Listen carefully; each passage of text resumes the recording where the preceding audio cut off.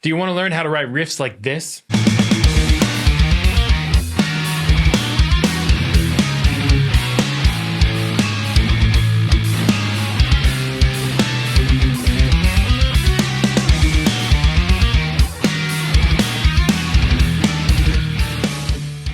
Then come join me at the Prog School.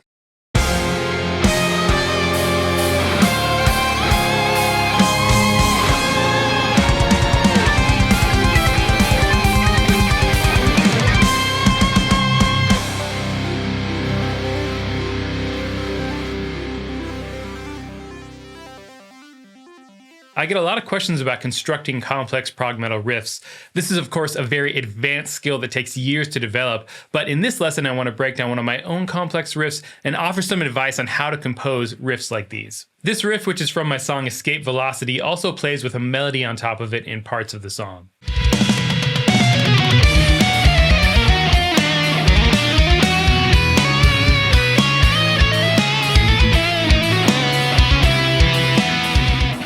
So as a bonus, I'll go over how to put a melodic lead part over the top of this kind of riff, and how the rhythm and lead guitars interact. Before I get into this, go ahead and hit the subscribe button. It really helps out the channel. Also come and join the Prog School Discord channel. We have all kinds of great prog-related fun over there. And if you want to dive into these topics even further and get direct feedback on your own playing and music, I do have a few openings for private lessons at the moment. This riff is obviously very involved. It has advanced jazz chords and weird rhythms and a bunch of different techniques happening. So let's break this down to its core elements and then talk about how to expand those into what you hear in this final version. The first step to take when writing a riff is to have a basic idea of what you want the riff to sound like, and this doesn't have to be super specific. It can be as simple as, I want to write a low-tuned riff, or I want to write a fast riff, or I want to write something in the vein of this band that I love or this song that I like. Having a basic vision for the final goal is very important. The main influence for this song is a band called Exvius, who have a lot of fusion influences, cool chords, groovy odd rhythms, that kind of thing. I was listening to a ton of their music at the time, and I wanted to write something in that vein. Now, of course, I didn't want to straight up copy one of their songs, but I used the overall vibe of a few of their songs for inspiration. To achieve this sound, I thought a medium tempo would work best, nothing too fast or too slow. Now, I didn't figure out the exact tempo until I started writing, but having a general idea of the overall speed of a song is important to nail down early on. This one ended up at 120 beats per minute. When I'm writing a riff, there are three important elements I'm always thinking about: rhythm, harmony, and melody. I'll talk about all these elements simultaneously as I go through the riff. Typically when I'm writing a riff, I don't just write the rhythm or the chords or the melody first. I'll kind of work on all of them together. Now there might be occasions where I focus more on one of these three elements, but usually I'm balancing all of them as I write the riff. The riff starts with this bar of 6/4.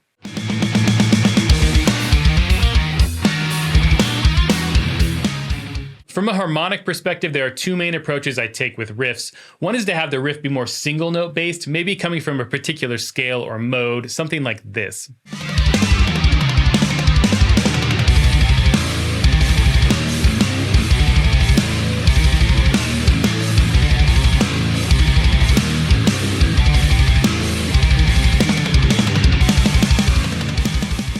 The other approach is to have a chord progression that the riff follows, so there are shifting harmonies happening with the riff. Now, this isn't a one or the other type of thing. Riffs can be partly single note based and also have chords and moving harmonies in sections. This riff from my song Broken Epistemology weaves between both of these ideas.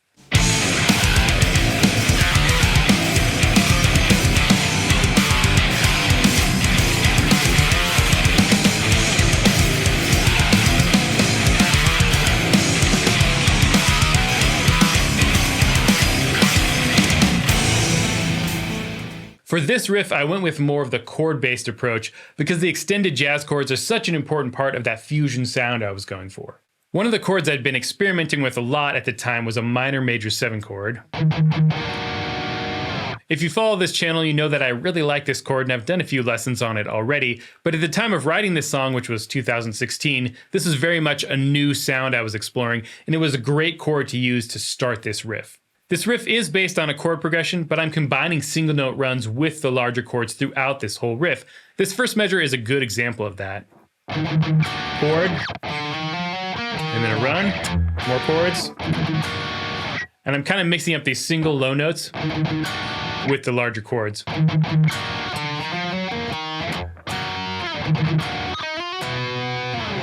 Rhythmically, there's a pretty strong emphasis on offbeats. The first two chord stabs, for example, are on the 4th 16th note of beat 1 and the and of beat 4.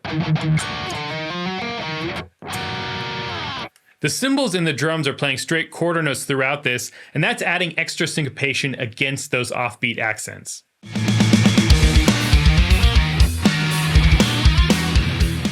This first measure also features a 16th note triplet gallop, which are used a number of times throughout the riff. I did a whole lesson on triplet gallops if you want to dive deeper into this, but basically these are adding extra speed and energy to this mid-tempo riff. After writing this first measure, I had a really good sense of the harmonic and rhythmic approach that I wanted to take, and from here I needed to figure out the rest of the chords. The first half of the riff uses these chords: E flat minor major 7, E sus9, C sharp sus9, A major 7 sharp 11, and C major 7 sharp 11, which I'm voicing more like a C major 13. And these chords are not coming from a particular key. When I write a progression for a riff, I might choose to have most or all of the chords come from the same key. That would be an easier way to approach it. For this riff, I wanted more of a modal sound where each chord is more self-contained. These chords aren't completely random though. I spent a lot of time making the movements between them feel as natural as possible. Look at these 3 middle chords, for example: E sus9, C sharp sus9, A major 7 sharp 11. The sus9 chords are these prog rock power chords, as I call them, which I have a whole lesson on. And the major 7 sharp 11 chord is a Lydian chord, which I also have a lesson on. But these chords are all coming from the key of E major. Those chords all share that key in common. And this riff isn't in the key of E major. It starts on that E flat minor major 7 chord, but I chose to have a couple of the chords share some common notes. Then it moves from A major 7 sharp 11 to C major 7 sharp 11. With a modal chord like this that has a lot of harmonic information within itself, it works well to just move that whole sound to a different root note, in this case a minor third higher. I could do another minor third. All of that works really well, and we'll see some more of this later on. The bass notes here move mostly in thirds, except for that first half step from E flat to E. The bass notes are...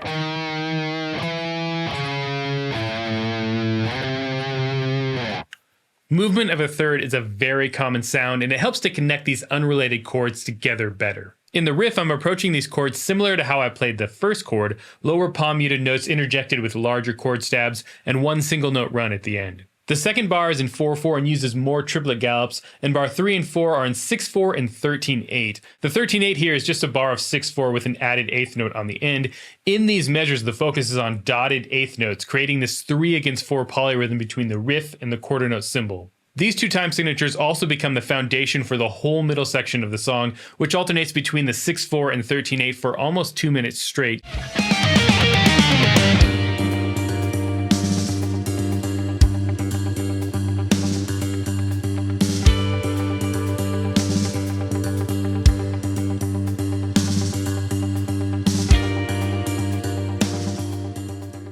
This is an example of taking a part of a riff, in this case a rhythmic motif, and expanding it into a whole new section of music. There's some small melodic ideas within these chord stabs as well.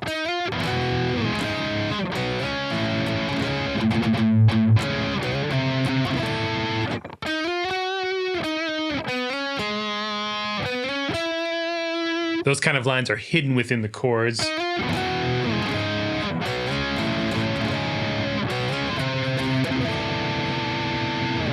The run at the end of the 4th bar, which is mirrored by another run at the very end of the riff, is coming from C Lydian, which is the modal sound of this C major 13 chord.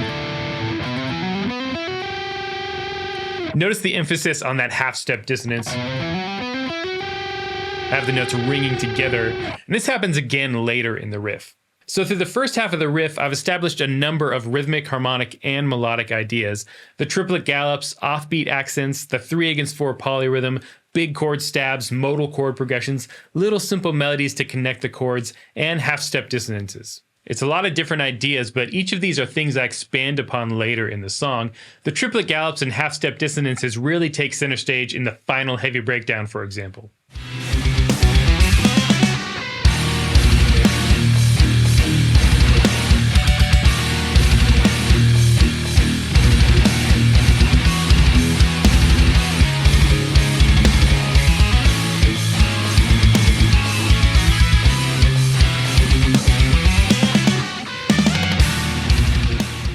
The modal chord progressions happen throughout the song, specifically under the guitar solo.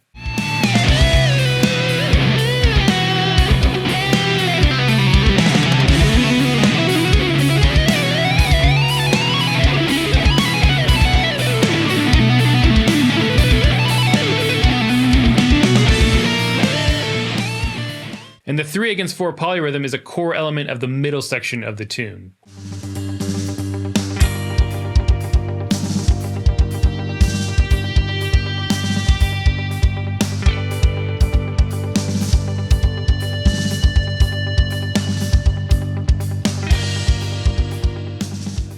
There's a lot going on in this riff, but as much as possible, I want to have some core musical ideas I can lock onto. That brings us to the second half of the riff, which is identical to the first half rhythmically, except this one chord that's accented an eighth note earlier.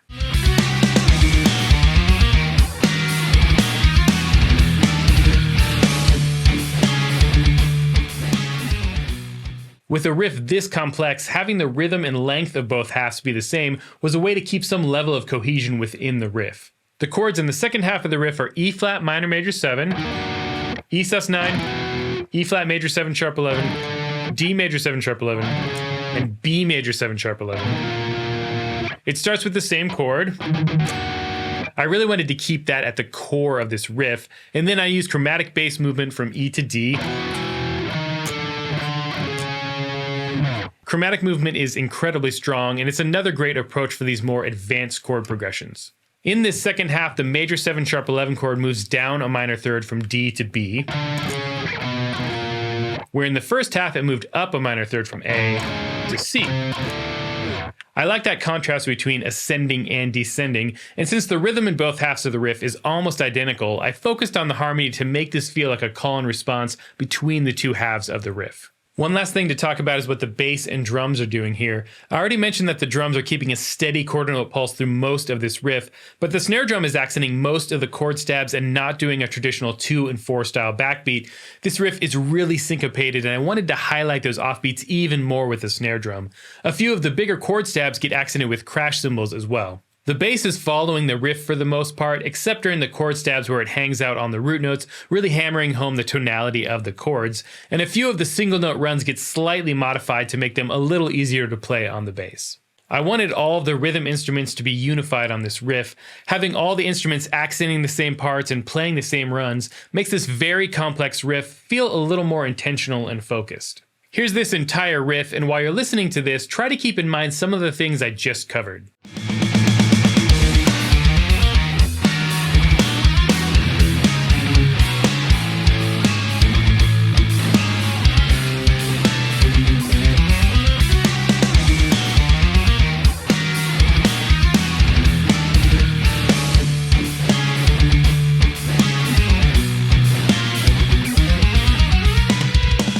Now to make this even more complicated, I put a melody on top of this riff when it repeats.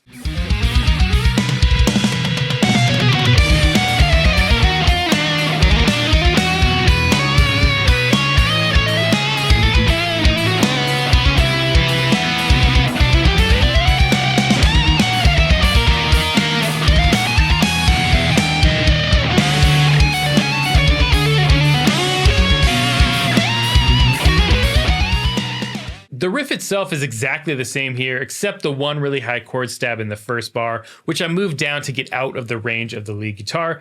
Other than that, this riff is exactly the same. And this made for quite the challenge when it came to writing a melody. The rhythm and lead guitar play this complicated dance, sometimes working together and other times playing off each other.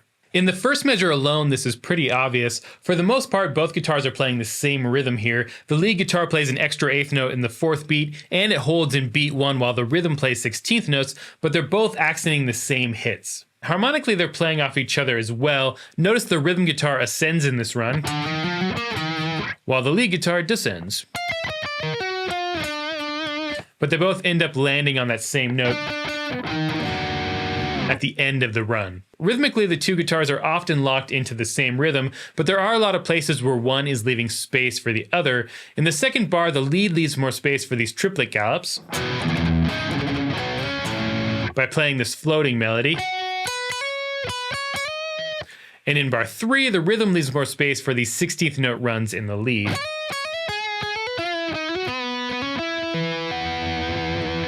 Melodically, the lead guitar is sometimes in unison or octaves with the rhythm guitar, sometimes harmonizing the rhythm guitar, and when the rhythm part is more stagnant on the chords, the lead can move around more. In the second bar, there are some unisons and octaves. The third and fourth bar have these moving lines over the static chords, and the run at the end is harmonized a ninth above by the lead guitar, or an octave and a third above. The second half of the riff with the lead on top takes the same approach, with even more of a focus on the dissonant chords,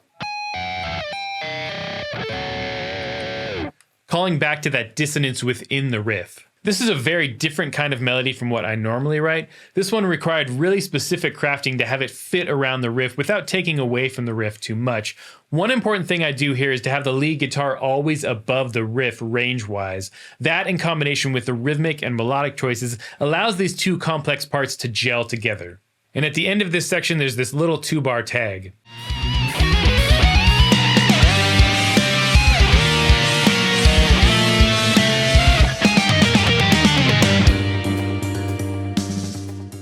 This uses that 6/4 to 13/8 rhythm, and it goes even harder on the dissonant chords. You have G minor 11, flat 9, no third, E flat minor major 7, B flat major 9, sharp 11, and then a run in octaves in A flat Lydian. The lead guitar here uses half-step dissonances on every chord, which sounds super nasty.